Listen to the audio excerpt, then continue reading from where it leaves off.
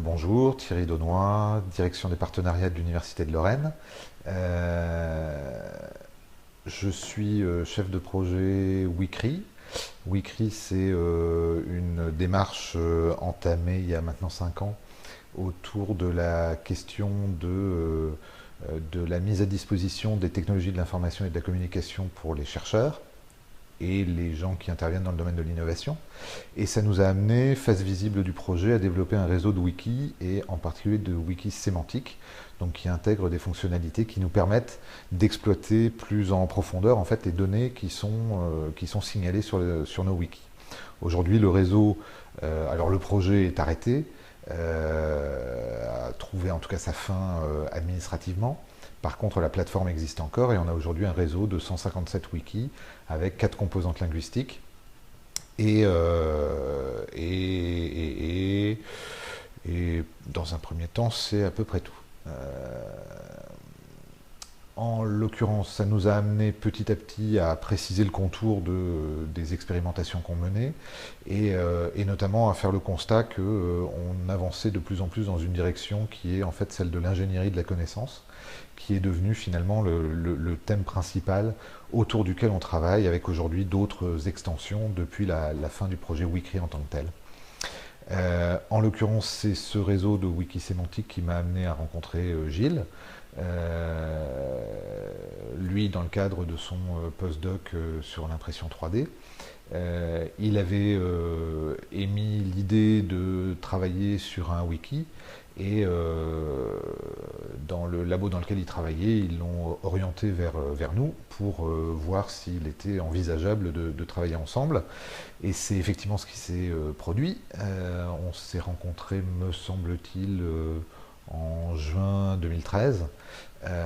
Et puis on a fait comme nous on fait toujours, c'est-à-dire que on lui a suggéré d'essayer.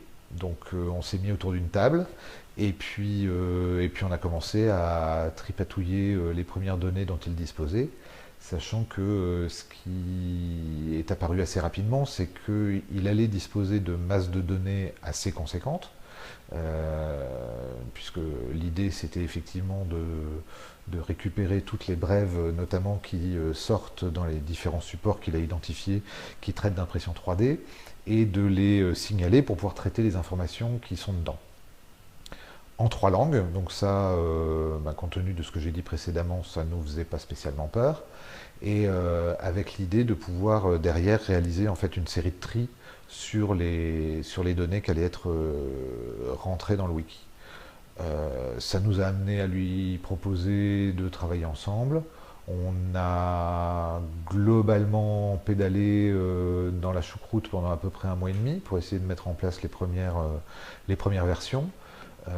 Et en 1 mois et demi, on disposait d'une première version d'un outil qui commençait à permettre d'imaginer quel premier tri on pouvait faire. À partir de là, Gilles a beaucoup travaillé sur le remplissage des brèves, d'abord les identifier et ensuite les faire figurer sur le wiki, donc en texte complet, pour pouvoir travailler vraiment sur le contenu des articles, en utilisant un certain nombre de relations sémantiques, et ce qui nous a permis de mettre en place, alors j'ai pas fait le compte, mais on doit avoir une bonne trentaine de tris et plusieurs dizaines de milliers d'occurrences sémantiques. Donc quelque chose qui aujourd'hui est assez complet, va assez en profondeur. Et alors l'intérêt pour moi, il était triple. D'abord de découvrir un domaine que je connaissais absolument pas, l'impression 3D. J'en avais vaguement entendu parler, puisqu'on avait commencé à parler des premières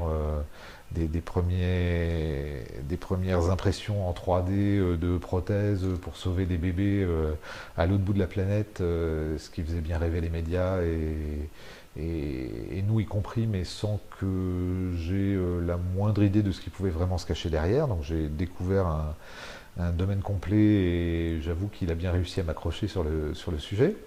Deuxième intérêt, c'était de tester le fait que les compétences qu'on a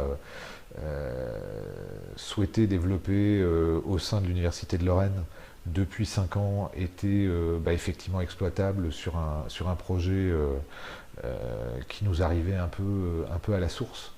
et auquel on s'est greffé, où on a pu valider une fois de plus le fait que l'un des intérêts de la technologie wiki, c'est qu'elle est, elle est extrêmement souple et elle permet de travailler de manière itérative, c'est-à-dire qu'on n'a pas besoin de savoir avant de commencer où on veut arriver.